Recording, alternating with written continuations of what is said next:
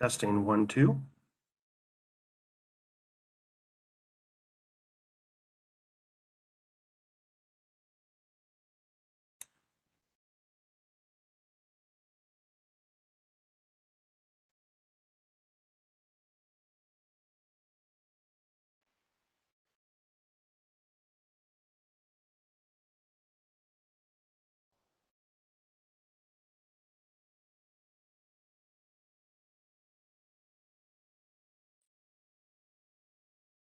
Hello.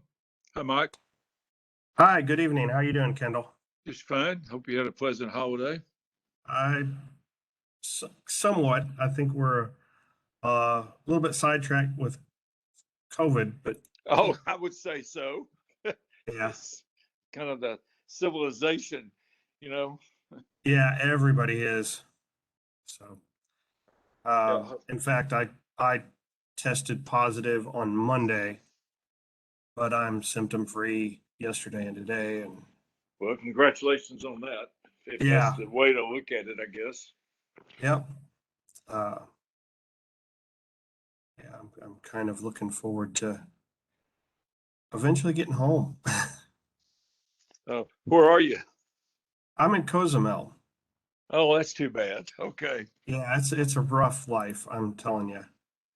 I think the last time I was there is when the Cowboys played the Super Bowl, and my wife and then in the hotel had a private big screen they put up in a room with beanbag chairs. It was a real hoot. Yep. So, Okay, well, I guess I'll just kind of go silent and not tie up your video. I appreciate your taking the time to help us. yep. Looking forward to getting this out there. You probably got my email, right? Yes, I did. All right, Yeah, and you so shared thank it you with very Monique much. as well. All right, yeah, all right. Take care. All righty. I'm gonna just go to the listen. All right.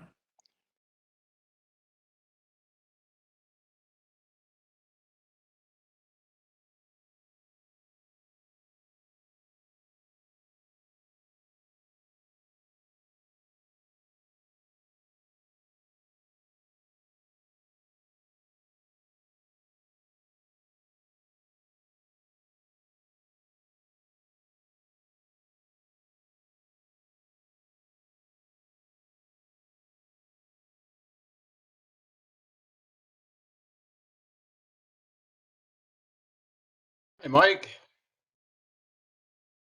Howdy, how you doing? Good. I'm Doug Brower. Good to put a name and a face together. Yeah, same here. So you've got a view of some water behind you. Yeah, this is the channel between um, Cozumel and the mainland. So that's Oh, okay. that's Sure. Playa Mujeres in the background there with the lights on. So you're on the Cozumel side then.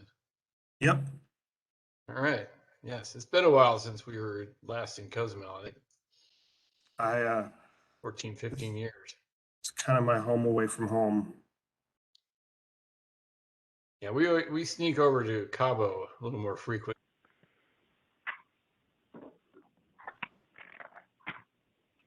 Share my screen. All right.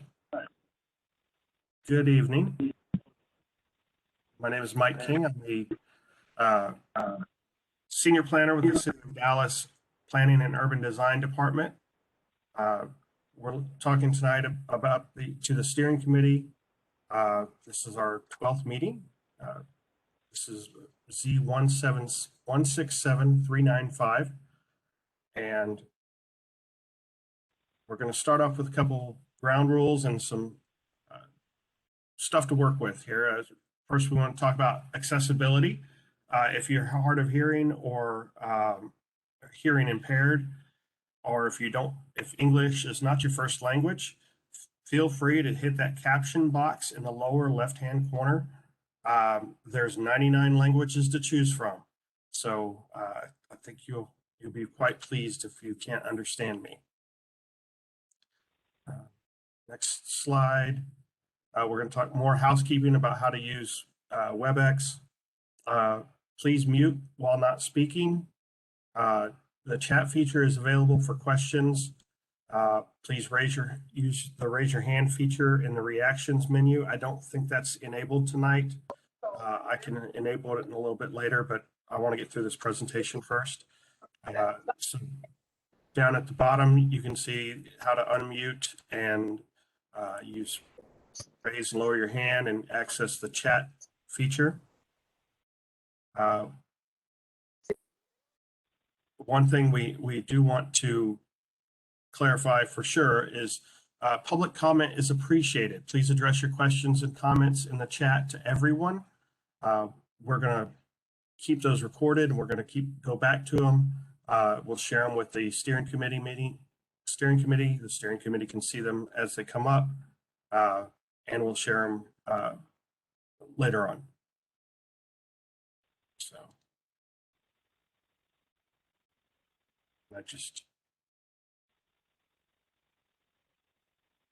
So real quick overview of what's going on is we're going to go over a little background and history, the purpose of this meeting, comparison of the steering committee and staff proposed recommendations. We'll have a discussion between the steering committee and staff, and then we'll talk about next steps. During that discussion period, if we have time, if time is available, and steering committee wants to hear from the public or from the community, we're going to try to do that if possible. So our background in history, it started out, back in even before 17. It was July 2016. The Strategic Neighborhood Action Plan started, it finalized July 1st of 2017. And one of the action steps in the plan was to address the need for a zoning change in order to aid neighborhood stabilization. I'm kind of going to read some of this word for word, unfortunately, because we have people on the phone. Please bear with me if you're reading faster than I can talk. There was an authorized hearing initiated by the City Plan Commission September 7th of 2017. The first community meeting was held virtually October 12th of 2020, and the steering committee was appointed by Mayor Pro Tem Madrano when he was your council person. 11 steering committee meetings were held from January 11th to July 12th of 2021. And then we've ended up at our last meeting at the second community meeting held as a hybrid meeting with in-person and online on August 21st, 2021. That brings us to today. This is the full text of the authorized hearing request. It starts with consideration of authorizing a public hearing to determine the proper zoning. And then it's got multiple lines describing the area. So south of Lovers, north of Mockingbird, east of Lemon, and west of Inwood is basically what it's saying. Consideration is to be given to appropriate zoning for the area, including use, development standards, and other appropriate regulations. This is a hearing to consider the request to authorize the hearing and not a rezoning of the property at the time. Next up, we go to a map, and it shows, this is the map that was in the last meeting. It shows where a new PD was proposed by the steering committee. It shows where changes to track 3 and PD 67 were proposed. The rest of the grayed out area is the rest of the authorized hearing area. So those are everybody that's in the authorized hearing area, but not necessarily affected by the steering committee recommendations.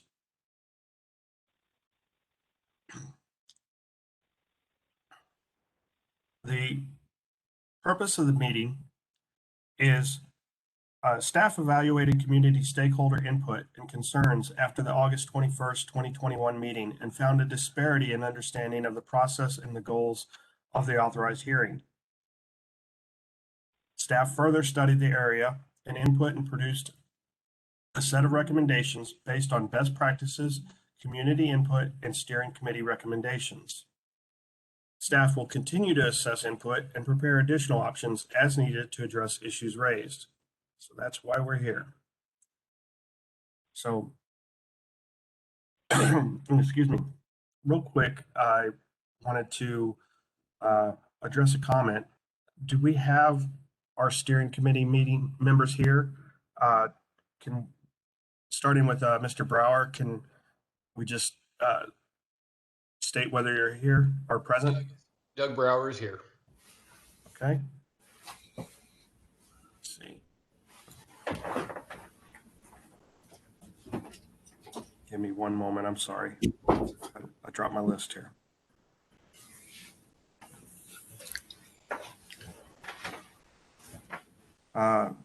Andrew Renteria.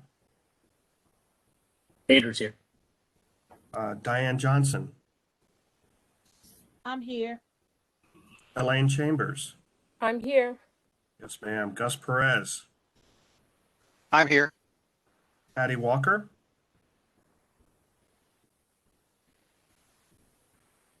Patty Walker. Okay. Mark Rivas. Reeves, yes. Mark Reeves is here. Yes, I saw you there. Danny Rose, I know you're there. I'm here. All right. Tally Roberson. Tally Roberson. Okay. Thomas Barrow.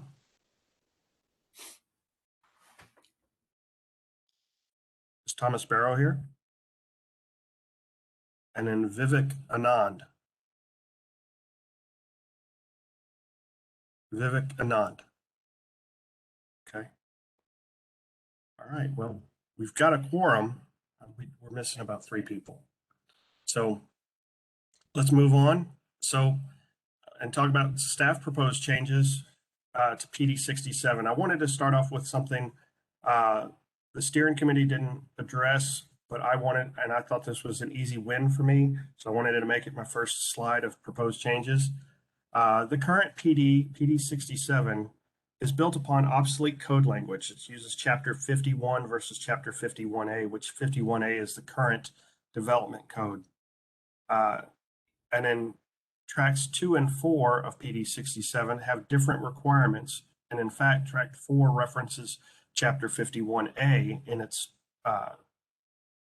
requirements.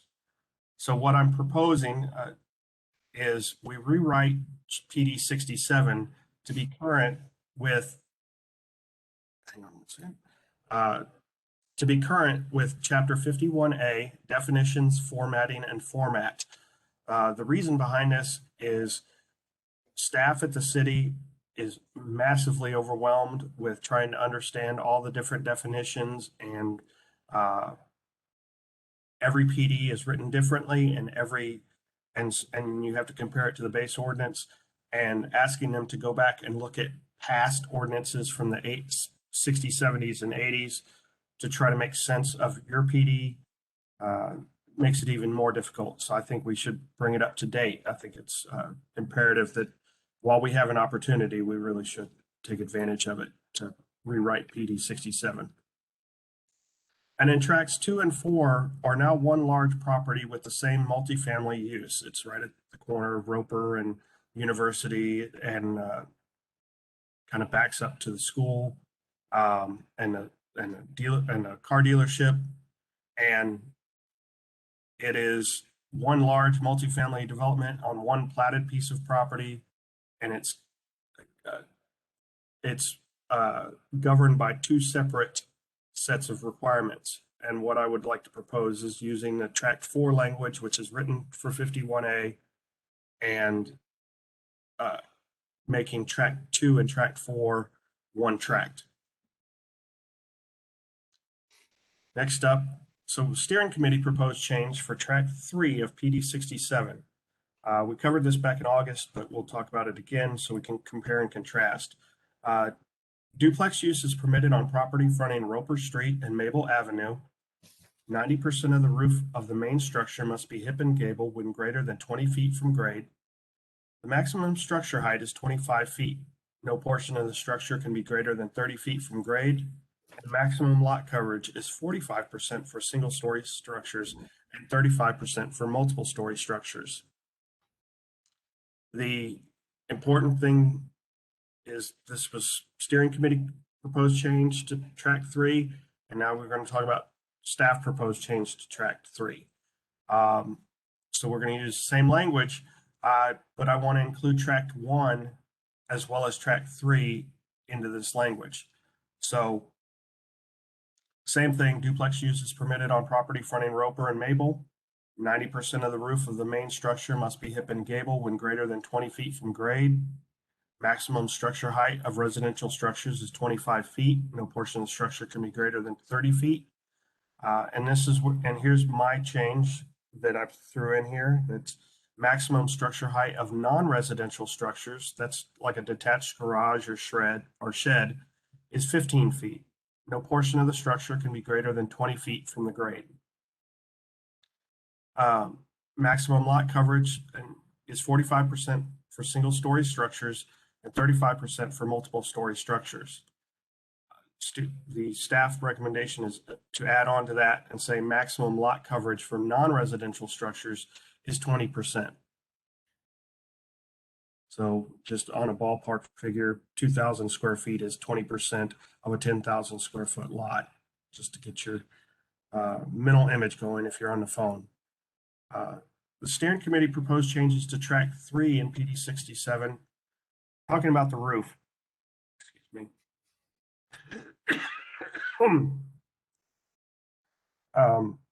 Currently, the roof type is not regulated. The steering committee is proposing 90% of the roof of the main structure must be hip and gable when greater than 20 feet from grade. If the entire structure is greater than 20 feet from grade, 90% of the roof main structure must be hip or gable. If the entire structure is less than 20 feet from grade, the roof does not have to be hip or gable. The only change that staff wants to make to that is to add that language to tract 1 as well. So the proposed changes for tract 3, talking about structure height, the current maximum structure height is 30 feet. The steering committee is proposing maximum structure height is 25 feet. No portion of the structure can be greater than 30 feet from the grade. Our staff comment on this is non-residential structures were not addressed, so we didn't talk about detached garages and sheds. So then staff proposal is maximum structure height of non-residential structures is 15 feet. No portion of the structure can be greater than 20 feet from grade. Apply height rules to tract 1 as well. The steering committee proposed changes to create a new PD south of University, north of Mockingbird, east of Roper, and it's the area highlighted in blue. And their changes are basically three design standards beyond R7.5. 90% of the roof of the main structure must be hip and gable when greater than 20 feet from grade. The maximum structure height is 25 feet, and no portion of the structure can be greater than 30 feet from grade. And the maximum lot coverage is 45% for single-story structures and 35% for multiple-story structures. And on the next slide, staff proposed changes to the new PD. Actually, staff concurs with the steering committee proposed changes, but prefers the entire R75A area in the authorized hearing area to be included in the new PD. That includes the areas north of University. New curb cuts should be a maximum, and staff also wants to add these changes. New curb cuts should be a maximum of 15 feet wide. The reasoning behind this is because excessively wide driveways contribute to stormwater drainage issues, also contribute to traffic and pedestrian safety issues. The other item that we're proposing is that front entry doors must be parallel and visible from the street, so there's no side entryways. The idea of having a garage being the only thing facing the street without a front door is not very inviting, and it doesn't invite activity within the neighborhood, or interactivity between the neighborhood. Let's see. I believe gosh, I hope we're recording. Yeah, we are recording, sorry. The steering committee proposed changes map allows all of these types of houses that are shown, and it's the same map we saw earlier. And then going on to the staff proposed changes map, you can see that kind of a dark blue color is over the tract 1 and 4 of PD 67. That kind of light purple color, I want to call it kind of light eggplant color, was on tract 3 of PD 67, and I've added it to tract 1, which is Hopkins Avenue, March Avenue, Cohen Avenue, and University, all west of Roper Street. So that's that tract 3 portion that I would like to mirror tract 1. The area north of University, I've got highlighted in that kind of light aqua color to match the area that was recommended by the steering committee. I did not see a difference in housing types or context between what was north of University and south of University to create a need for a PD that only affected the area south of University Drive.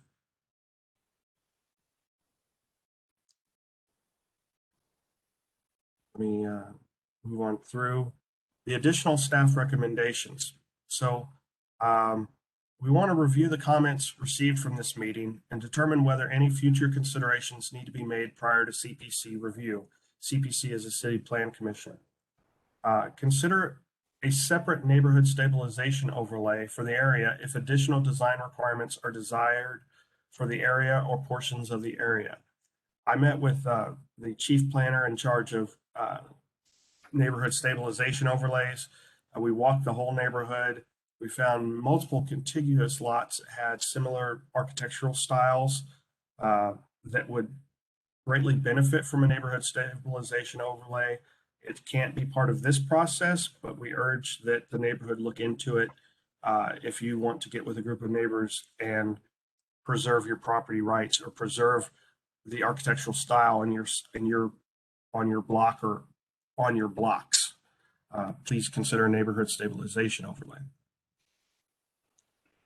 Now we're going to go into the discussion stage, and the steering committees or meetings are open to the public. However, speaking at the meeting is reserved for steering committee members and staff. Steering committee members may choose to address comments from the community and or allow them to speak. Comments from the public can also be added to the chat or sent to myself. And that's my name is Mike King, again, senior planner. My number is 214. For those copying with a pen rapidly at home, it's 214-670-6131. And my email address is Michael, that's MICHAEL .King, AING, at DallasCityHall.com. And Dallas City Hall is all one word. So that's where we are on discussion. I think we'll stay here on discussion. I'm going to jump out of this so I can see faces and see where we are in the chat. So stop sharing.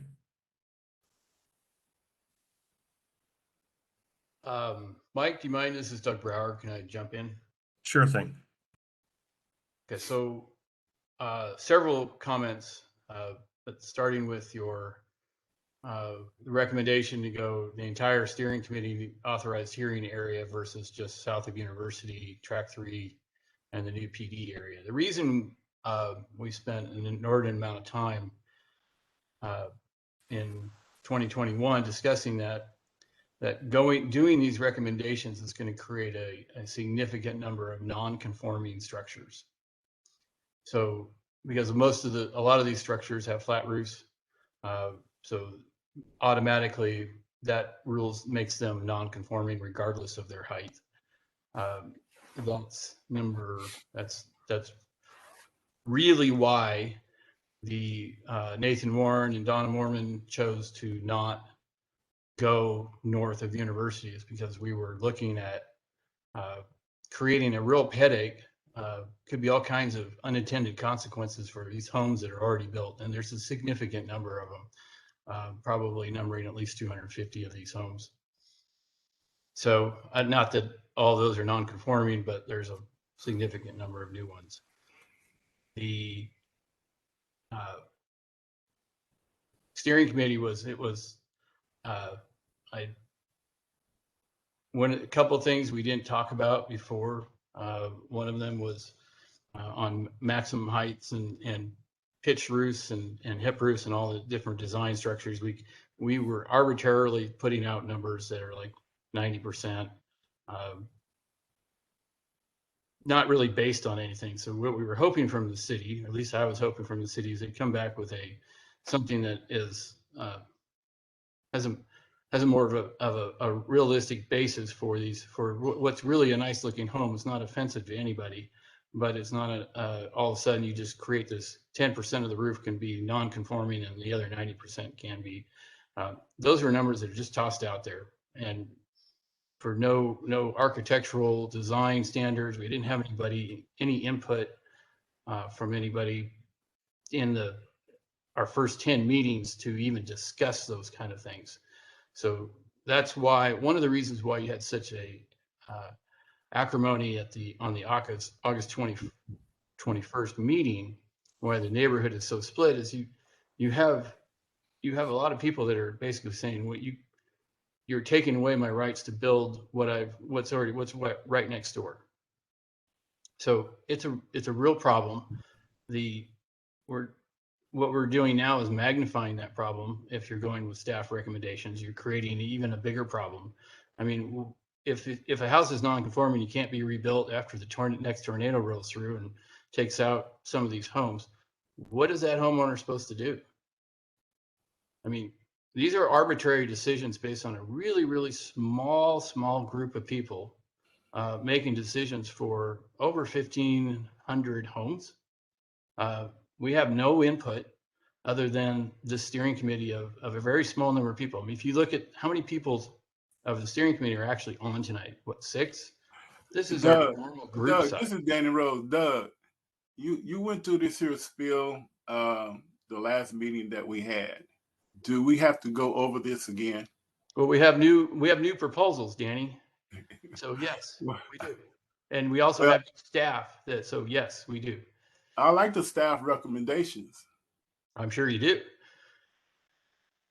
The whole steering committee that was created at the very beginning, this is for the education of city staff, right, and Councilmember Moreno.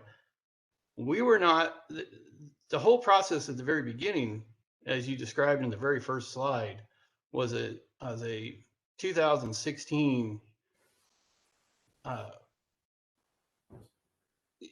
small group of people that were getting together to create these things that, sorry about that. In 2016, you had a neighborhood that got together. We put a presentation together for Councilmember Moreno that went through this stuff, but it was a very small number of people relative to the neighborhood size that ultimately created the steering committee. The steering committee was represented by folks like Tom Barrow and Vivek, who have nothing to do with the neighborhood. Danny, you don't live in this neighborhood. Your mom does. You sold the property that you did own in 2021. Please, it's no offense. You don't live in this neighborhood. We still have property there, but as we spoke on the last meeting and you went over all the specifics, and basically filibustering, for what we have already discussed and voted on for the steering committee. And we heard from the constituents or the neighbors by all the letters that were wrote and sent in. Well, but the point is that after the August 21st meeting, it was very obvious that this was not a neighborhood in consensus. This was you had a significant group that was opposed to these changes, and you have a significant group that was in support of these changes. The point is that if you're making these kind of basically what I'm going to call unilateral changes, because it's such a small group of people making these decisions on the greater good, that we haven't taken the input of the entire neighborhood at all ever in this entire process, except for the August 21st meeting, which demonstrated there were very different opposing sides. So if you were doing a neighborhood stabilization overlay, you would have to have a 50% plus one to even get any traction with that in terms of the number of homes you're trying to affect. We're not anywhere close to that. And then the August meeting showed that. So now we're trying to staff recommends taking something that, because there was a very few non-conforming homes in the ground at the time we were voting on this in July 2021, south of University. That's why we voted for that neighborhoods, because we weren't affecting the rights of a lot of people that already had their homes built. This was an area that's relatively untouched. That's what Donna and that's what Nathan Warren came up with is the reason why we didn't get north of University. So now, why all of a sudden are we north of University? I mean, that problem didn't go away. Can I step in for a minute? Because I do want to make sure we have a limited amount of time. Yes. My name is Andrea Gillis. I'm one of the assistant directors with Planning and Urban Design. So we do have a limited amount of time. So I want to make sure that everyone has an opportunity to speak. I want to make sure that we're speaking, directly toward some of these recommendations. That people are non-steering committee members at this point are putting comments in the chat as you have been doing. So I appreciate that. I think there have been quite a few things brought up that I think we want to have an opportunity to clarify. So that as the discussion goes on, that we can make sure that we're all working from the same point of reference. I do think that, there's been a lot that's been brought up, and Mike, please feel free to jump in here, but about non-conforming uses and concern about that. In my experience of writing code and working on design standards in the past in different ordinances, there are certainly ways that we can write certain things in that, that things start to apply from a certain date moving forward. We can certainly look at that language and what some of those options are, if that's one of the major concerns as far as, coming from a non-conforming use standpoint or a non-conforming structure standpoint. We can certainly take that into consideration, as we move forward and think about sort of these very real nuances. But I wanted to make sure that if there's anyone else on the steering committee that had some questions right now, that you also had an opportunity to sort of raise those issues about some of the material that was presented by Mike. And if you could, if I know that there's going to be a lot and we can go round robin and you can ask multiple questions, but if you can just keep your these initial comments to a first few questions and that we can answer those, just keep it to maybe, 3 minutes max, and then we can, hear from some others, and then, we can absolutely circle back around to you. But I just want to make sure that we hear as many people as we can and as many comments as we can during this process. Andrea, this is Doug Brower. Real quick, Tom Barrow, who is a member of the steering committee, is trying to get on, but he can hear us, but we can't hear him. You can see if you can find him. Is he on the call right now, or is he on his phone right now, or is he trying to log into the video? It shows he's here. I am requested he unmute, and hopefully he can do that. Doug, can you hear me now? I can hear you now. Okay, great. Hello. I got it figured out. Thank you. All right. Hello, can anybody hear me? This is Patty Walker. Yes, ma'am, we can hear Hello? you. Yes, we can hear you. Okay, I'm here. I just made it to the meeting.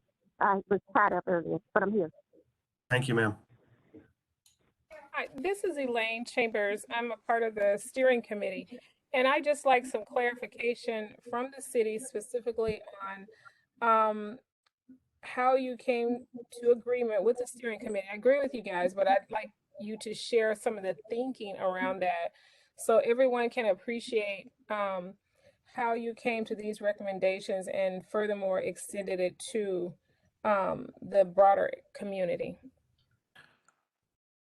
The reason we looked at the broader community is because we had the entire authorized hearing area to look at. I actually had to go back and look at the PDs for the Sewell dealerships and make sure that they were correct and that they've complied and they were not detrimental to the zoning in the neighborhood. I had to look over at the grocery store and some of the multifamily up along Lover's Lane as well.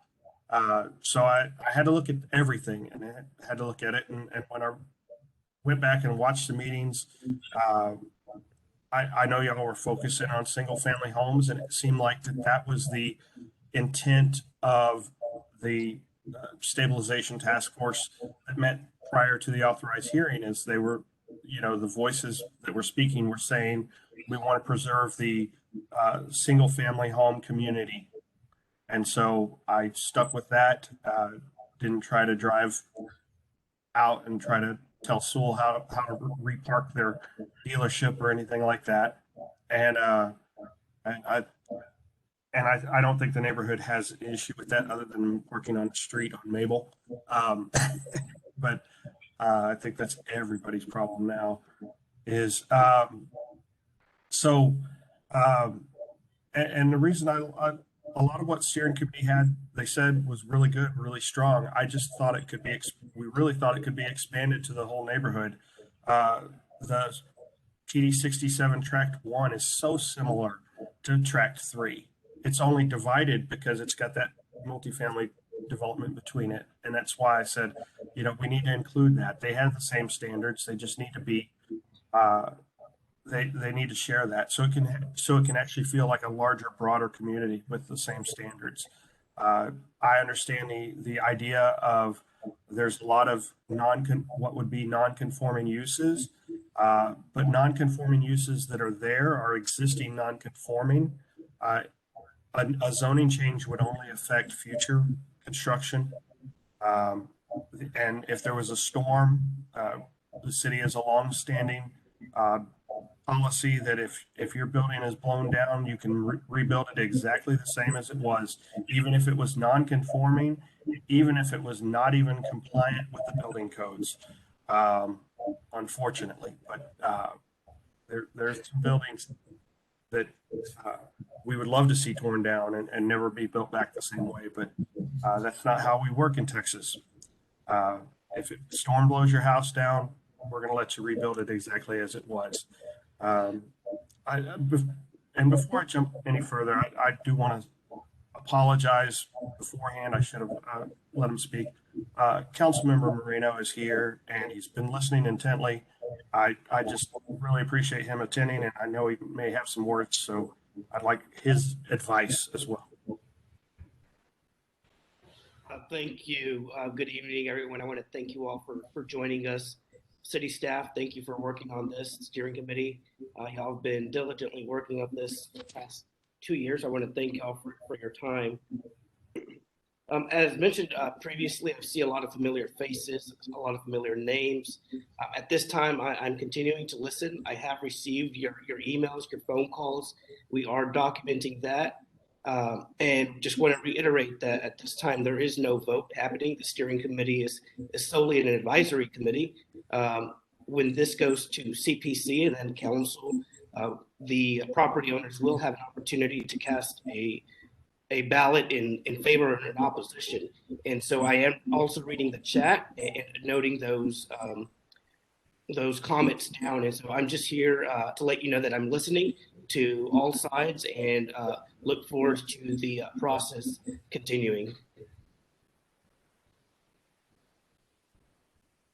Thank you, sir. With that, I want to go back to the steering committee. We've heard from Mr. Brower and Ms. Chambers and Mr. Rose. Do we have anybody else that would like to add some comments in? Yes, Mike. This is Gus Pettis. Can you guys hear me fine? Fantastic. Awesome. I do like the fact that we're including the entire Elm Thicket North Park neighborhood as part of the authorized hearing area for the zoning, because we are one neighborhood. We shouldn't be divided in half. They have one side with unregulated development, and another side with what we're looking at proposing. I think it should go to the entire neighborhood, and because we are one neighborhood. And we've always been unified, and so again, I completely support the expansion of the area to include from all the way from Lemon, Inwood, Mockingbird, and all the streets around there. So the thing I also want to call out, we've been saying that only a small number of people are making decisions. Well, everyone in the voting area will be making a decision too. So this is there'll be an opportunity for everyone to vote with the ballots before they go to CPC. So I do want to thank you guys for looking at this as an entire neighborhood and not trying to cut it in half and do zoning for one side and not the other. So thank you for that. I appreciate it, and I'm in full support of what you guys are doing with the recommendations. Thank you. Anyone else?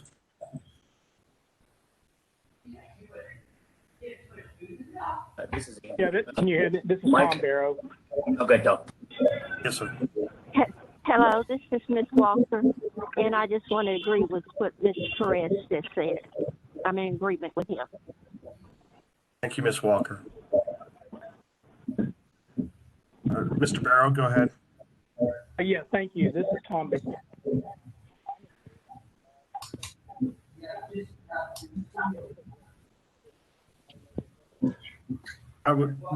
Real quick, I'd like to ask anybody who has their microphone open, please mute yourself. So it's kind of hard to hear Mr. Barrow. Can you hear me now? Yes, sir. Great. I reiterate what Doug's saying. I believe that expanding this to the entire neighborhood not only is hurting everyone's property values there on a resale type value, but I think it's also overreaching, and everyone needs to follow the NSO route per block or 3 blocks or whatever it may be versus an overlay that has not been really thought through with formulas and reasoning behind this with architectural standards. So again, I support Doug in this matter.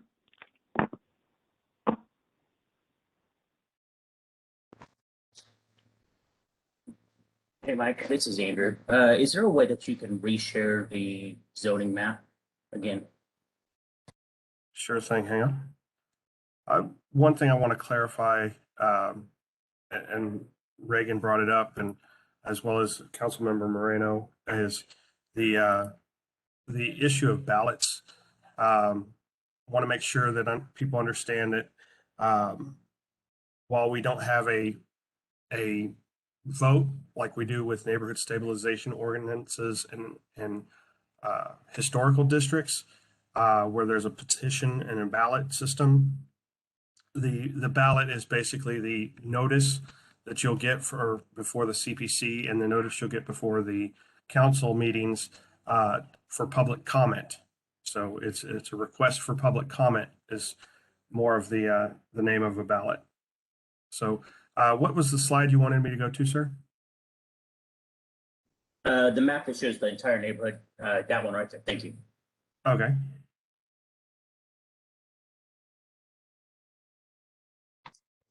Okay, so we're saying that the whole entire change is going to include the entire neighborhood. That's basically from Sewell all the way over to Inwood and all the way down to Mockingbird. Is that correct? Including Yes. like Robin and Arrow up and then Arrow Drive up in the upper northwest. The areas that aren't highlighted that are not R75 or not part of PD 67 are not in the discussion. Well, There's first thing we're going to include the entire neighborhood and then the entire neighborhood. we should be including those also on the, like Oriole Drive, Robin Drive, Arrow Drive, basically everybody in the neighborhood. Is that correct? We should, there was the lot sizes along Oriole, and abutting that R10 along Inwood, was one of the considerations that we left that out. Was the lot sizes were significantly larger than the other lots. But it can be considered. So forgive me for not highlighting that. If No worries. if the steering committee wants to include that, we can absolutely do it. We can even, Well, so the only reason I bring up the question is I'm the only one on the steering committee that's in PD 67, and so for the smallest lots in the entire neighborhood. Understood. It's kind of one of those things. It's why are we trying to limit everything into the smallest lots? So I mean, that's kind of why I've always been opposed on limiting everything, because we are the smallest one. Right, and I believe the limits on track 3 were very much in tune with trying to keep the character and the context of the neighborhood that's there. And so it was not something that we took lightly, because we really, PD 67 as one of the older established freedmen's town here in Dallas, that area is we're very sensitive to the context in that community as a city. I think it's important to understand that we treasure that neighborhood as much as they treasure their homes there. And I agree with that. I mean, I treasure my home too. That's kind of how we all believe in this. But again, I kind of oppose any changes on this until we get the entire neighborhood involved, every single person that owns property in this neighborhood. So I'm just going to say opposed. As much as I would love to have that happen, my experience in dealing with zoning changes, and especially in a neighborhood with 1,500 homes, is we end up with a neighborhood that is, well, I guess I want to call it apathetic. Not all neighborhoods are as apathetic as others. I've had community meetings where only 6 people show up multiple times, and with over 150 homeowners. And so I'd love to have every homeowner and property owner give input, and at that point make a decision, but I don't think we're going to get there. Well, Mike, can you point out, I want to interject before we get there. So everyone will have an opportunity to provide input, because once this gets to the CPC and the City Plan Commission phase, and then on to City Council, there will be several points of opportunity there will be mail outs to all the property owners within the area. And so there will actually be that opportunity to engage, or for anyone who wants to provide input. One of the things, again, in my experience, is that until there are many people who, until they get that formal notice, until something is going to City Plan Commission or City Council, they don't necessarily feel that something is real, or they may not have the time to come to these meetings, right? But once the thing, certain things are mailed out and it starts going through the approval process, or many people understand that if you have no plans to make any changes to your home, this is never going to impact you. You're going to live in your home and you're going to stay in your home, that you don't necessarily then, it's going to move forward. It's not going to have an impact on you specifically. Although again, what your neighbors do could have an impact on you. So I just want to make that point clear, that there are going to be opportunities along the way for everyone to provide input within the neighborhood. They will be mailed out, those notices. They will be mailed out cards that ask for their input and to provide that to us. And then it's up to them, to decide whether or not that they want to engage in that. Well, Andrea, and not everybody does. To Andrew's point, what he's trying to say is that you have folks with 10,000 square foot lots and you have folks with 5,000 square foot lots, and we're excluding the 10s. And he'd like to have them added into this whole thing, because as Gus said, we're one neighborhood. So I don't know why there's pushback. Community input is not a problem in this neighborhood. We've already demonstrated that. So there's no issue with getting people to respond and step up and voice their opinions. That's not our problem here. It might be somewhere else. So I think it's what Andrew's saying is a very valid point. Somebody that's sitting on a 5,000 square foot lot is more affected by these changes than somebody on a 10,000. But there's no reason why we're not including those folks.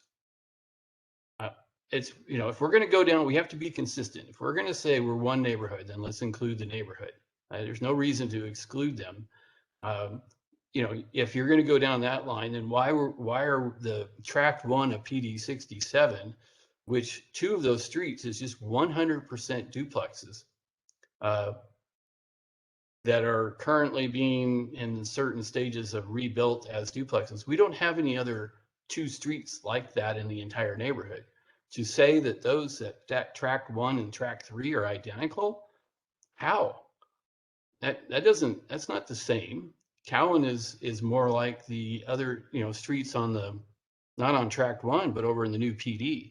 So, you could throw Cowan in there, but I mean, we're not consistent here. We excluded some of these things for a reason in round 1, and now we're throwing them all in, but we're excluding some arbitrarily. So let's be consistent. Oh, again, I'll give a little bit of background. Can I say something? Go ahead, Patty. Yes. You're talking about the 2 streets that have the duplexes that's being built, or are you talking about, which streets are you talking about? That is Hopkins and March on the There've always been duplexes on that street. There's always been duplexes there. They're just tearing them down and rebuilding newer ones there. So they're not. So the character of the neighborhood was the smaller duplexes. Now you're building the massive duplexes on those streets. So let's get that clear that that these duplexes are nothing new that's coming in. There've always been duplexes on those 2 streets. Sure, certainly, I don't disagree. I was just pointing out that those are not like tract 3 in PD 67. They're different. They're not like tract 3, but they still duplexes what they were there in the beginning. They're just larger. I guess I'm not following your why. They're not the small size. They're not like a maybe a 1,200 foot space duplex. Maybe now they're like more like a 1,800 square foot duplex. Sure. Yes. So that's what I'm saying. They're larger in size than the original ones that were there, but they're still duplexes that was on that street. So it's not a change that's been made on those 2 streets. You and I are not disagreeing on this, so I'm not sure what. My point is that we need to, if we're going to include everybody, we include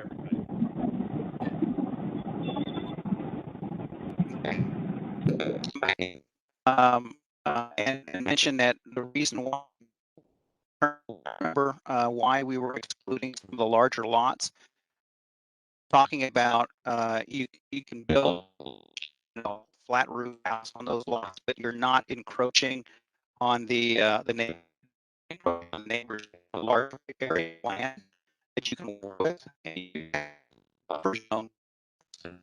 we're seeing in some of the smaller lots, we're looking at R75 that those are right against they're just going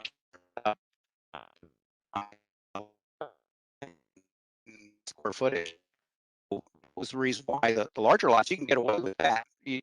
But I will say that if we want to go ahead and Yes, we can't hear you. Is it cutting out? It's cutting out. Okay. I guess I can try to call in on my phone or try a different earpiece. But when we as the steering committee said that we wanted to make sure that If you wanted to build a large house, it's not gonna, make it, looking at a 30-foot, 36-foot wall next to your house every morning, it's like 10 feet away. There's not a lot of that. So the idea is that if you want to build a large house and you can build whatever style you want, you can get away with it more on a larger lot than on a smaller lot. So that's kind of the point I want to make. I will say that if we want to limit the roof style and lot coverage for the large lot, that would,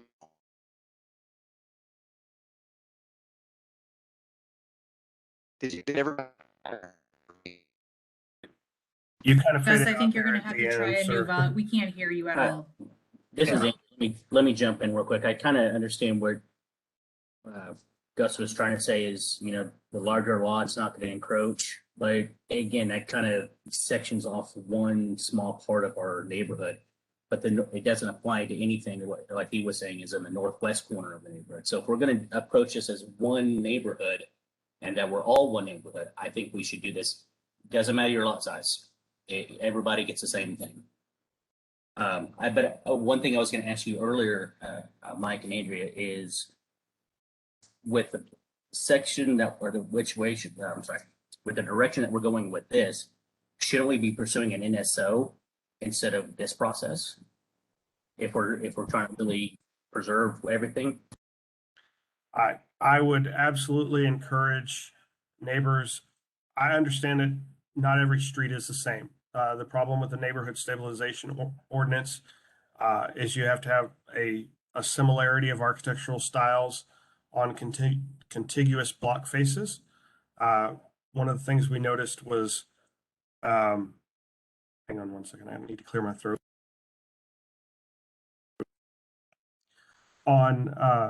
We were walking down, the chief planner and I, for NSOs, we were actually walking down, I believe it was Winona or Thrush Street, and the houses on the north side of the street were just almost all preserved as one side, single story houses. Some were 1.5 story houses, but they were brick, and the brick was, there were arches above the windows, and those kind of architectural features. If you wanted to call that out and preserve something like that on one street, you can do that with an NSO, but you can't do it to a whole neighborhood. You just don't have enough houses that comply. So, and what we know is what happened is a builder would buy a block of property and then subdivide it and build all these houses and sell them, and the builder had a certain style. And sometimes you want to preserve that style. So an NSO is really great for that. I would recommend it for certain streets in there. And if you feel like meeting with the chief planner or I will walk with you through your neighborhood around your house, and we can identify homes that are similar to yours. And if you want to talk about a NSO, we can. The problem with the NSO is it can't be started with an authorized hearing. So I appreciate the question, though. It does clarify some. And I think, Andrew, maybe I misunderstood, but it would be separate and apart from this, not in place of this. So if there was, I think Mike was just saying that if there are certain areas where you want to look at for much more nuanced design requirements or standards, and be very more detailed and specific, that it would be through the separate NSO process, which would be separate and apart from this. And I do want to, and I'm going to clarify, just seeing something in the chat and thinking I want to clarify. What we're doing right now is part of your property rights. It's your ability to be heard. It's your ability to speak out. It's your ability to influence how the area around you is developed. That's why we've codified it into the city code, and that's why hopefully you understand, as a property owner in Dallas, you have specific rights, and you have specific rights to even into the Constitution. You can address your issues with government to the government, and that's what we're giving you the opportunity to do. And we really hope you will continue with this process. So sorry for that segue, but I don't want to be accused of trying to take people's rights. This is about ensuring your rights by making sure your voice is heard.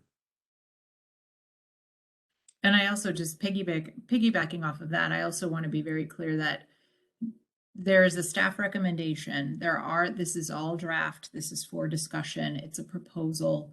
And staff is charged with balancing a variety of different input that we hear. And it's hard, because there's, especially when, you've got a very diverse neighborhood and changing neighborhoods, and changing priorities. We are charged with making sure that we are helping to balance out as much as we can all of the different points of view that we hear. And making sure, as Mike said, that is presented for, the steering committee to digest, the public to digest, and try to work out through some of these issues before we get to the city plan commission and before it goes on to city council. So, that's one of our charges. And I think Mike is one of his big priorities upon taking this is really to make sure that we're trying to balance all of the different points that we're hearing, and try to come up with some alternative options that will help with that balance.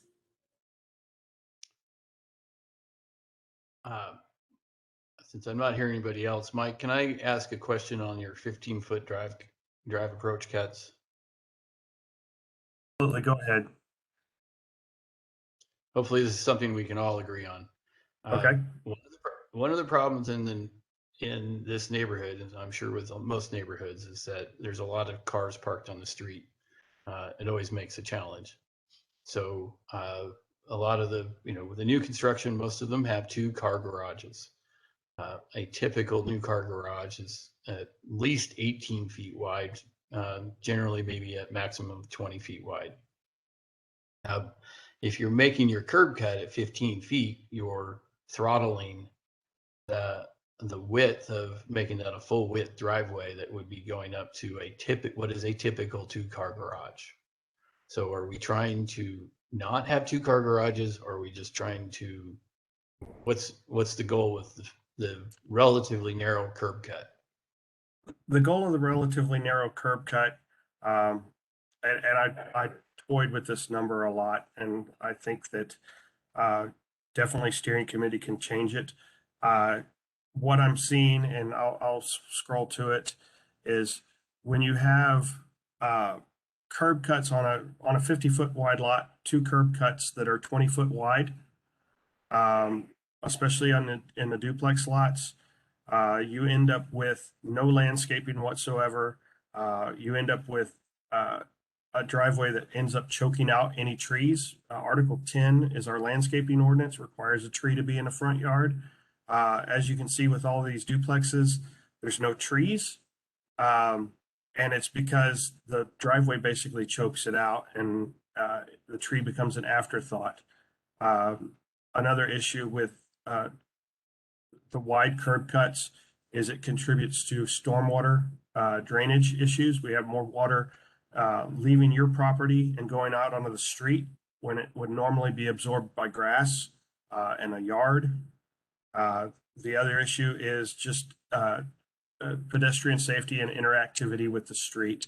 The more outlets you have going out into the street, the more opportunities there are for vehicles to enter into traffic, and the higher the risk there is. And then you have sidewalks going through there, so you also have people walking, hopefully walking through the neighborhood, walking their dogs, taking their kids for a walk, and it creates a safety hazard for them. So that's why I introduced the language reducing the curb cuts. The curb cut distance can definitely be discussed. I'm welcome to it. Well, I understand the duplex argument here because you have 2 driveways, Yes. which makes it significant. But you're basically applying the duplexes are a real minority of structures in this neighborhood. I mean, there's not that many. I focused on 15 feet mainly because that's about as small as you can get for 2 cars to get by on a driveway, 2 very small cars. given that the, a small car is about 6 to 7 feet wide. And so, given that 15 feet, I think 18 would probably be fairer, but it's up to you guys what y'all really want.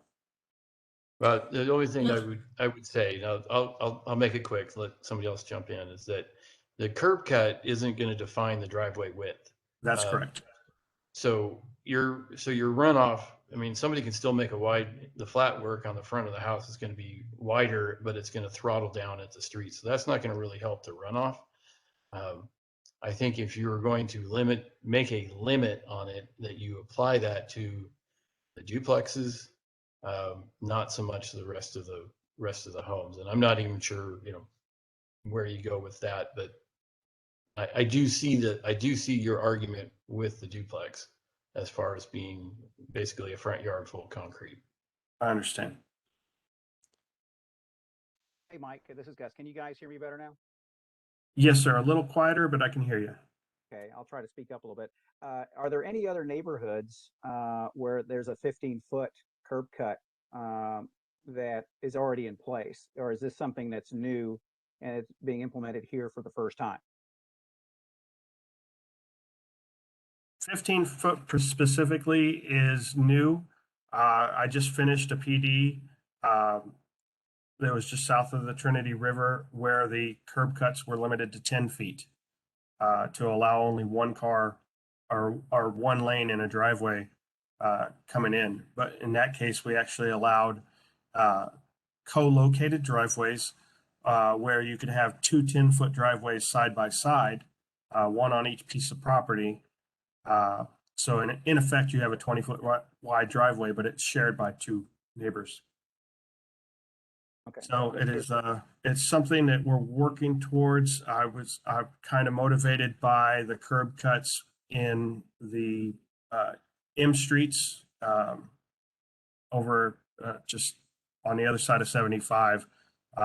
Some of those driveways that just have two pieces of concrete with grass between them are very enchanting to me. So it may just be a staff design consideration. Well, I will, before saying that it's a step, I will say that 12 curb cuts of 12 feet have honestly become in many walkable areas where you have walkable traditional neighborhoods.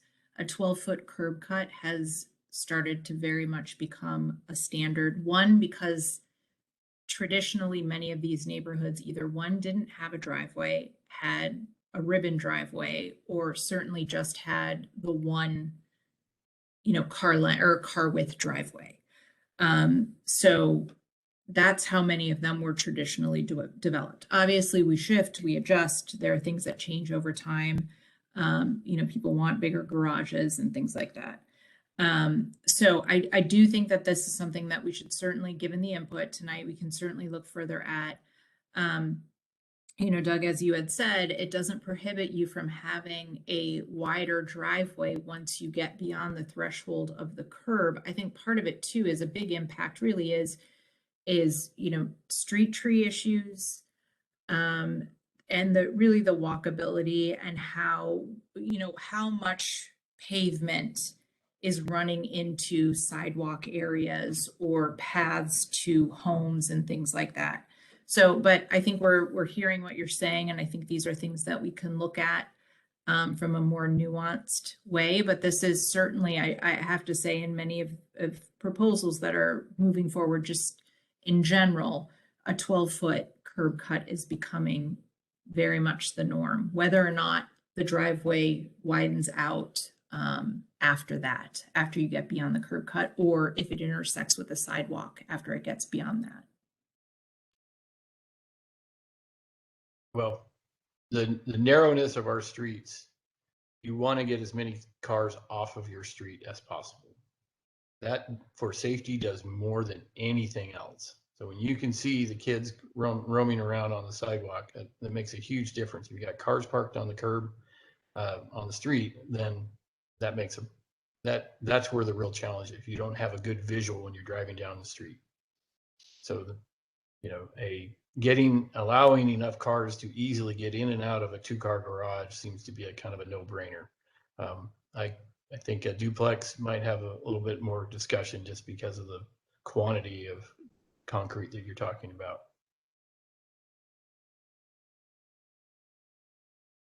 I have another question, but I'll let somebody jump in on the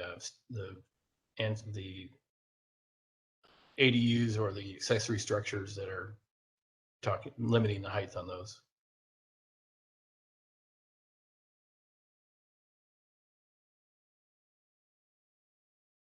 Do we have anybody else like to in? ask some questions? Nope. Okay, so the detached garage, you're basically limiting them to single story with your proposals. One of the city's big things going forward, and they came to our neighborhood and had spent a Saturday discussing it, was accessory dwelling units. And that was to, there are a couple of things. That's for trying to create more affordable, allow more density on a lot, give people a little more options to use, have a renter or a family member or something in a separate structure. Why are we necessarily making the accessory structure height any different from any of the rest of our height limitations that we're already proposing? Sorry about that. I just jumped all over the place.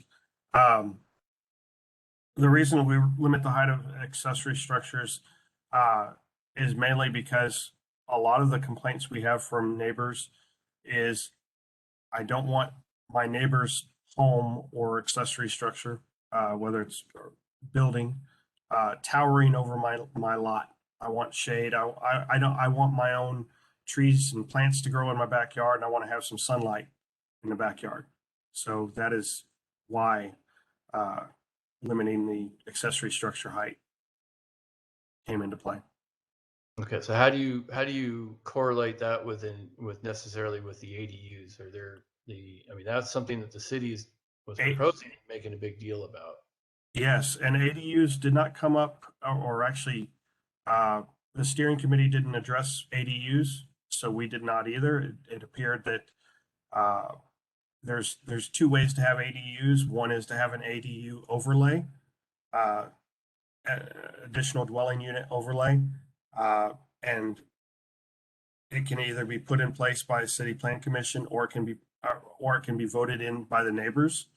And the way it's put in by city plan commission is like if the steering committee said, this neighborhood, this PD, this new PD or PD 67 explicitly allows ADUs. When that happens, our plans administrator, our plans examiners see that, and they know that, okay, an ADU is allowed.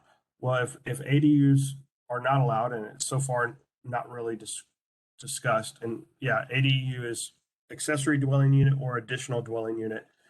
There's actually a difference between the two too. It's part of the problem in our zoning ordinance is the language is confusing. But if we have an ADU overlay, if steering committee recommends that, then yeah, it's something to consider is raising the height of those additional structures if you wanted to put an apartment above a garage.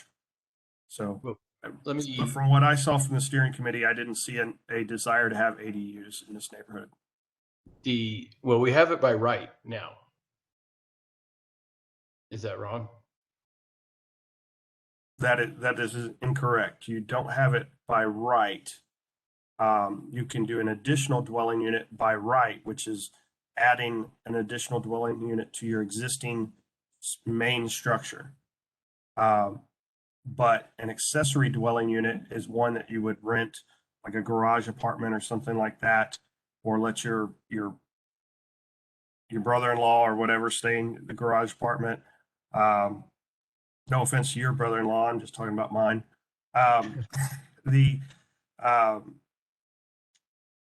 But an accessory dwelling unit is not allowed currently in the neighborhood, not unless it's put in place. Okay, well, I'm referring to the one where you have a second dwelling unit. It's going to have a kitchen, it's going to have bedrooms. Right. And And that is, my understanding is that I have to get approval on building, but there isn't anything to prevent me from building that now. I mean, there are some hurdles that you have to go through as far as deed restrictions and whatnot, but I can do that as long as I meet the lot coverage limitations and the other normal building codes. I can do that now. We have one just down the street. I'm not sure how they would have got that through planning. right. You can go to the Board of Adjustment to allow an ADU. You Okay. can get a zoning change to allow an ADU. But currently the R75 zoning does not allow you by right to build an ADU. Okay, so it's a Board of Adjustments Yes. process. Got it. Okay, that explains it. So what my concern is here is that we're already limiting. We reduced the lot coverage already. So if we're want to, and this is it's a problem in other cities, and Dallas isn't special, that we're trying to create more density in the urban areas, and we are very urban. Limiting the height of that to something different of the rest of the structures seems arbitrary. We're already reducing it to take away concerns for the neighbors. We're already changing the design standards to take away those concerns. But now we're throwing in yet one more restriction on something that didn't exist before. Could you remind us what the height limit is? The Or height what limit the that I proposal suggested is? that we proposed was 15 feet, 20-foot maximum.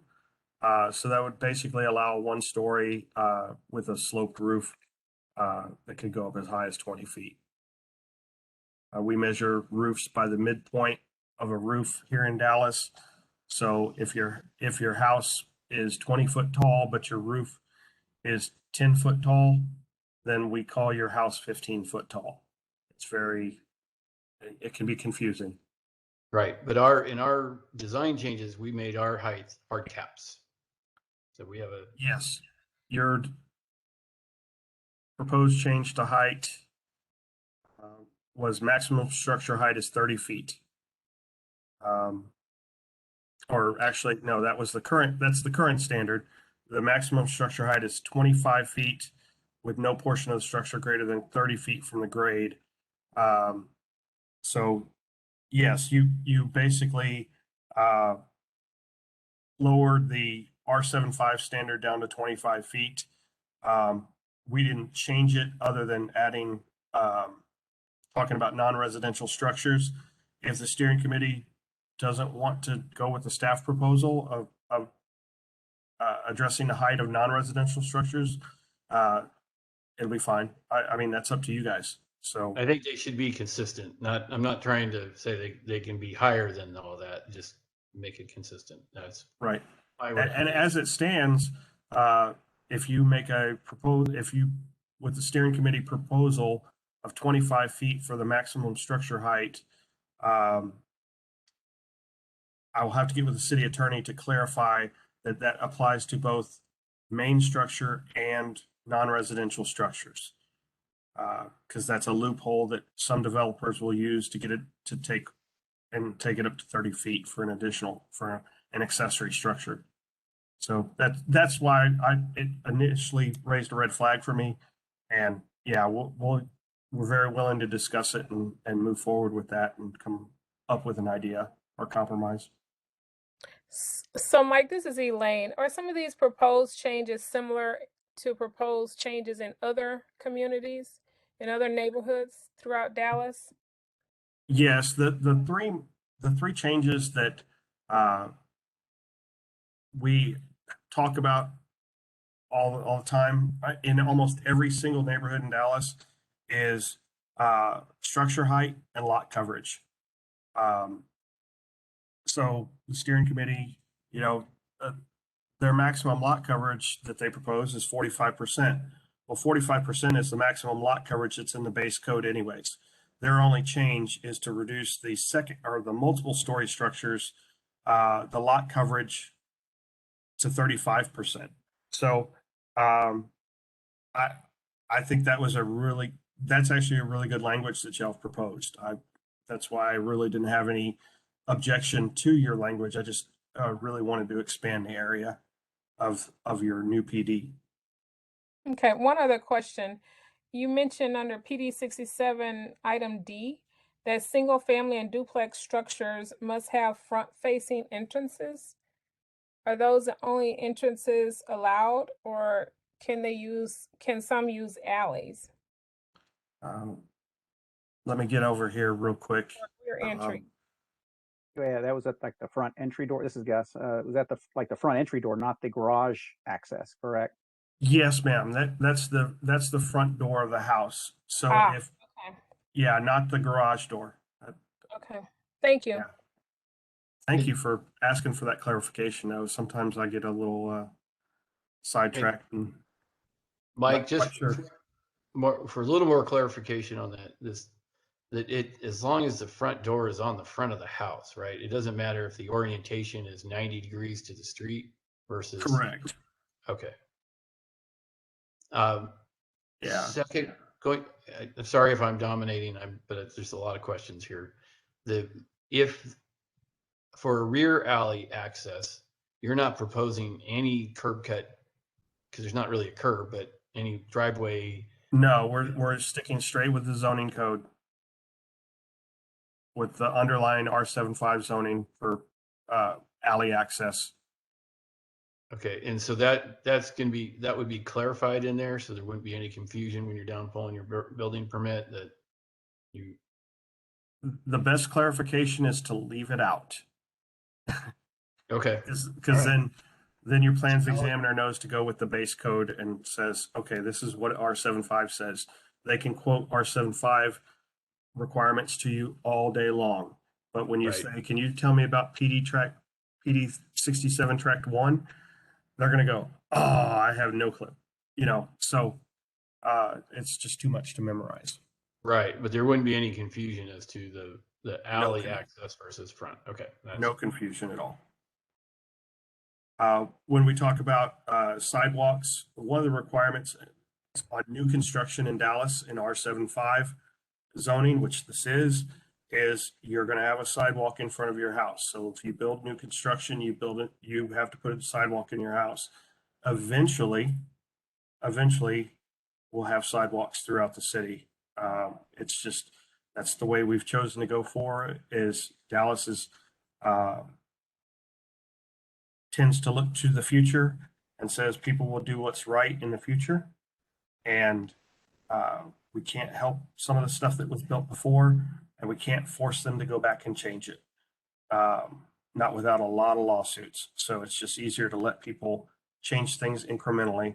And that's why sidewalks are not addressed in this, but they are addressed in R75A, which is R51A or Chapter 51A of the zoning code.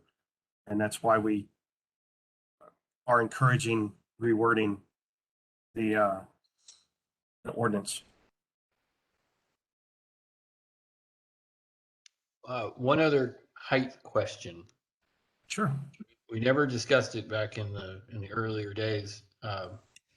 With the height structure limitations, are chimneys treated separately outside of Chimneys are typically treated separately. They're almost entirely left out of the height measurement. Okay, so chimney goes to 35 feet.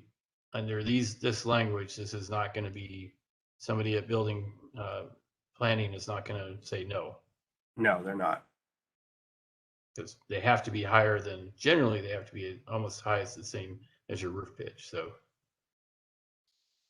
Okay. Hey, Mike, this is Mark Reeves. Can I ask you a question? Yes, sir. Yeah, just a kind of a clarification and because we're starting to run out of time. Is your goal tonight that as a steering committee, we will accept or reject or, take some, not some of staff's suggested changes? And just for clarification, if the steering committee were to do nothing and stick with ours, would staff present their recommendations to CPC in addition to the steering committee's recommendations? Because I know that has happened in the past. Yes, sir. What is your overall thing? What's your mindset and what staff is going to do here? My mindset is that the steering committee I would like them to take public comment, their recommended changes, staff's recommended changes, take it all together, balance it, look at it, and give it their best effort to decide what is best for the neighborhood. And we'd like to meet again and see what y'all have. If you would like to throw away all of our the staff recommendations, that's fine with us. If I don't know if we are going to would take that to City Plan Commission or not, that is made a decision at a level higher than mine. It will be our director and assistant directors that make the final decision on if we propose staff recommendations to CPC. At this time, that is not the plan.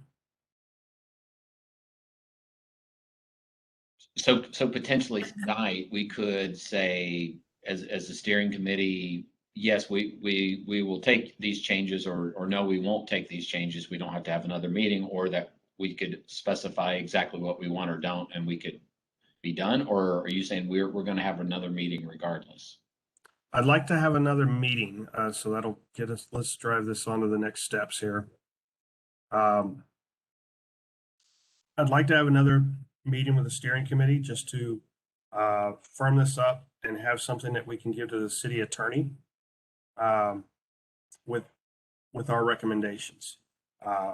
So I'm not proposing a date or time. I'll touch base with you via email next week on that and try to get something worked out. And I'll put all this together in a package for everybody to review, including the comments from tonight's meeting that are in the chat box. I know it's hard to follow it. They're moving quickly. And then also we'll send you emails so you'll know who to talk to if you want to build consensus, or if somebody has ideas and you need them to clarify or give you some elaboration. I want you to have those emails from us. So that's what I'm going to get to you so you can have it. And then within the next 30 days, we'll meet again, come up with something that we can take to the city attorney and the CPC and move forward. In the meantime, the City Plan Commission is asked to be briefed on the basics and the progress of this authorized hearings for this area. So when we can get that on the calendar, Commissioner Hampton has asked us to brief the rest of the group, because this is a large area, affects a lot of homes, a lot of homeowners, and we really want to make sure we do this in as fair a balanced process as possible. And we need to we need to balance the interest of the city, the interest of the steering committee, the interest of the speculative developers, and the interest of the homeowners, the longtime owners, the first-time homeowners. We really have to balance it all, and it's a big task you guys have taken on, and gals, and I really, I understand it's difficult, and y'all have worked really hard on this. I know it hasn't all been in the public eye. COVID has really kind of taken this whole system and thrown it for a loop. But I understand you, and seen from what y'all have done, y'all are going to do your best, your due diligence to try to come up with something the best for the neighborhood. So those action items we want to follow up on tonight is, seeing some of that community input and response, do some consensus building. We saw, we heard from some of the homeowners back in August, they so many of these people, I don't want my property rights stepped on. And I don't know if they understand if it's property rights or development rights that they're talking about. I don't know if they even realize it affects them or doesn't affect them. And I think there's a lot of people that are interested parties in this process that are giving out a lot of information, and there's a lot of not necessarily misinformation, but sometimes people get the wrong idea based on what is said. So it's maybe not the most clear information. And so then we want to hear those revised recommendations from y'all. So I hope that's a good last parting shot from our staff and let y'all know what we're looking for and what we can do for you guys to help. And shoot me emails and shoot me questions and call me, whether you're on the steering committee or whether you're in the community. Starting next week, I'll be able to walk around the neighborhood a little bit more. And if you want to meet in small groups of, up to 6 people, currently the city manager has limited us to who we can meet to based on COVID protocols. So if y'all want to walk the neighborhood in small groups, I'll be happy to do that. Just give me enough notice and hope the weather's right. So, Hey, Mike, this is Gus Pettis again. yes, sir. And I'll just throw this out here. There's a lot of fatigue, I guess, meeting fatigue or, authorized hearing steering committee fatigue going on right now. I understand. I will say that everybody who wants to be involved is involved now. I mean, when you walk the neighborhood, you saw the yard signs, both for and against the zoning. Everybody who wants to be involved is already involved. I don't see any, I guess, value in walking the streets and doing more small group. I think a lot of people have already voiced their opinion. I think we're ready to move to the next step of actually getting the ballots out. Because for me, that's the democracy of what we're looking at, is that everyone will get a chance to vote. There's, again, the yard signs are out. There's web pages. There's a lot of stuff that's out there. Again, everybody that has wanted to be involved is already involved. We've been at it a year. We started this almost exactly a year ago. I'm ready to move forward. I'm just throwing that out there.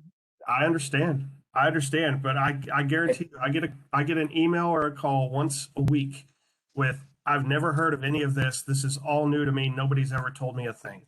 And do they have Hey, Mike, this is Andrew. Sorry to cut you off, Gus. I want to say that I would disagree with Gus on that. But there's been a lot of new things introduced, and even talking to my neighbors around here off of Victoria around the school, there's still a lot of people that don't know about this until I've actually sit there and talked with them and given them information and told them to join these meetings. So there's still a lot of people in PD 67 that still have no idea what's going on. So, I think maybe we should get more involved with the neighborhoods and let them know, hey, let's walk, let's do this. Let's get that way everybody's involved. Right. I want to say, if there's a steering committee member that wants to meet with me one night or one afternoon, and then walk around and talk to neighbors, we'll do that. And then we'll move to the next street with another steering committee and do it the next night. I have no problem with that. I just, I'll grab a couple copies of the proposed changes as well, so people can see it and see what we're talking about. I had an email from one very concerned citizen that she's like, I don't want you to take away my property rights, and I don't want anybody building a big tall house next to me. And I had to kind of think to myself, I was like, well, what do you think is going on? And let's go. And this is what we're doing. So I think there's a lot of information that can be cleared up. I don't think we're ever going to get everybody's input, but we are going to eventually get enough people to where we're going to feel comfortable as a steering committee and as a city staff and as a CPC to know that they've done their best to get the consensus. And that's what we're working for. Okay, and this is Gus. I do appreciate that, Mike, that, we leave no stone unturned. I know we have to eventually have to draw a date on the calendar and say, okay, Right. we may not have reached 100%, but we've got the people, again, anybody that has eyeballs and goes into the neighborhood is going to see the signs and everything. It's up to the rest of us, to make sure that they're looking at those signs. And if they have an opportunity, they do have an opportunity, that they take advantage of it. And if they don't, there's going to be people that choose not to. And the folks that are not involved at this point, I believe they're choosing not to really get involved because, this doesn't impact them. And I get that. But if you guys want to keep doing it, one more round, as long as we know there's a light at the end of the tunnel, I'm good with that. Well, I think I'll add something. If we wait until you never hear that somebody didn't hear about this, we'll never finish. It'll never be over. I've seen Right. involvement in just the yard signs websites and whatnot of any zoning case I've ever been associated with in 10 years right here. So at some point, those that don't want any change are actually benefiting by kicking the can down the road and wanting to meet again and again and again. So it does help one side over the other side. And I think that I think we can talk until the cows come home. I think the lines have been drawn in the sand. We don't know. We don't know who lives there, who doesn't live there, who owns property there, who doesn't own property there. And until we send out the notifications with the I support this zoning change or I don't support this zoning change before it goes to CPC, I don't know how you're going to get an accurate count. And we just keep delaying and delaying. So that's my 2 cents. Thank you. Well, I'll just step in because I want to be respectful of everybody's time at 7:34, and we said that we would end at 7:30. So I want to make sure that we're respectful of the rest of their evening. But I do want to say this. I think Mike has, stated that he wanted to make sure that if we do, having this final steering committee meeting, that we do, organize it within the next 30 days. And we take all of the input in tonight. We're going to package the comments that we received so that they're all in one space, because it has been hard keeping track of, each of the comments. So we'll make sure we're going to save the chat. Mike is going to package all of the comments so that we can go through it. We've recorded tonight so that we can make sure that we're hearing the comments about, the new information from the staff proposal, to make sure that we are, really balancing that and taking that into consideration, as well as the comments that you received. So we can package all of that, look at where we're at, schedule an upcoming steering committee. But then I think you're, what we're hearing is, there's a lot of anticipation for us to, one way or another, move this forward. So we'll be making sure we'll have some additional information on the timing of that, the CPC briefing, and then when we could also get scheduled, if we're going to proceed with that, when we can schedule on an actual CPC, City Plan Commission meeting, so that there's the agenda and so that you have an understanding of when those notices will be going out to the larger neighborhood for public input. One quick thing, sorry to butt in one more time. Is there a way we can get some documentation about this whole entire process in Spanish? There are some neighbors around me that are mostly Latino families, and I'd like to be able to include them too. Other venues haven't been able to do so, so I just want to make sure I get out to them too. So they are homeowners. I think we can work on that. Do you think there's a possibility? I mean, if they want to have a conversation if it's easier to have an actual conversation about it, I speak Spanish, so I'd be happy to work with Mike on, having a meeting where we can have some conversations in Spanish. Or if you think written materials will be fine, that's okay too. I think some written stuff to at least get them, on board with some basics, kind of clear basic stuff, kind of let everybody know what's going on. And then I think we can kind of work from there. I think that'd be great. Thank you. Yeah. Thank you so much. I really, one of the reasons we went with this WebEx process is this application in itself allows for Spanish translation on the fly. And it's so much better than me speaking, waiting for an interpreter to interpret and going back and forth. We've tried it. It doesn't work very well, but I really appreciate y'all coming out. Commissioner Hampton attending. Thank you so much. If you would like to say anything, you can. Also, thank you, Councilmember Moreno and steering committee staff. I greatly value your time. We'll follow up on Monday. I'll give you a big email with lots of information, and we'll get things going. Thanks, Mike. Yes. Thank you. Everybody. Thank you. Thank y'all. Andrea. All right. Y'all Thanks, Mike. Good night. Have a good one.